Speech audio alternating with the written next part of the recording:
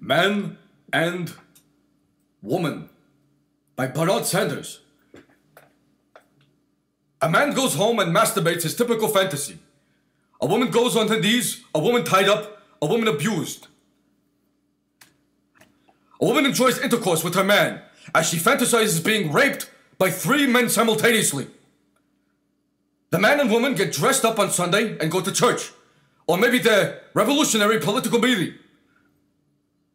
Have you ever looked at the Stag, Man, Hero, or Tough magazines on the shelf of your local bookstore?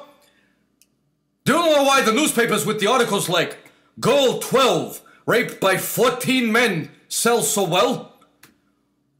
To what in us are they so appealing? Women, for their own preservation, are trying to pull themselves together, and it's necessary for all of humanity that they do so.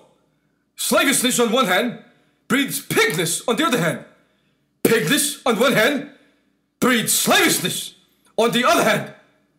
Men and women both are losers. Women adapt themselves to fill the need of men, and men adapt themselves to fill the need of women. In the beginning, there were strong men who killed their animals and brought home the food. The roles remain, waiting to be shaken off. There are no human oppressors. Oppressors have lost their humanity. On one hand, slavishness. On the other hand, pigness. 6 of one, half dozen of the other.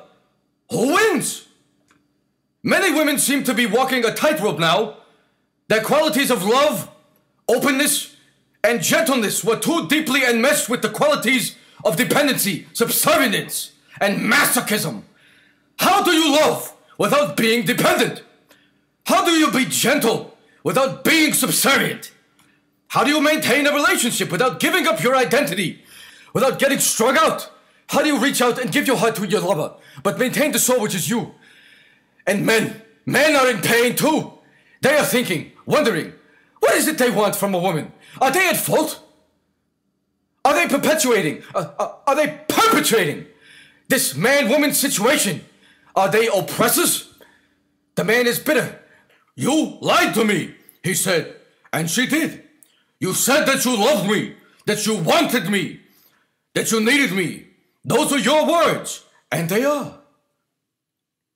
But in reality, he said, if you ever loved me, or wanted me, or needed me, all of which I'm not certain were ever true, you also hated me. You hated me, just as you have hated every man in your entire life. But you didn't have the guts to tell me that. You hated me before you ever saw me, even though I was not your father, or your teacher, or your sex friend when you were 13 years old, or your husband. You hated me not because of who I am, or what I was to you, but because I am a man. You did not deal with me as a person, as me. You lived a lie with me, used me, and played games with me, and that's a piggy thing to do. And she said, you wanted me not as a woman, or a lover, or a friend, but as a submissive woman, or a submissive friend, or a submissive lover. And right now, where my head is, I balk at even the slightest suspicion of that kind of demand. And he said, you're full of blank! And they never again made love together, which they had each liked to do more than anything. And never saw each other again, even one more time. By Bernard Sanders.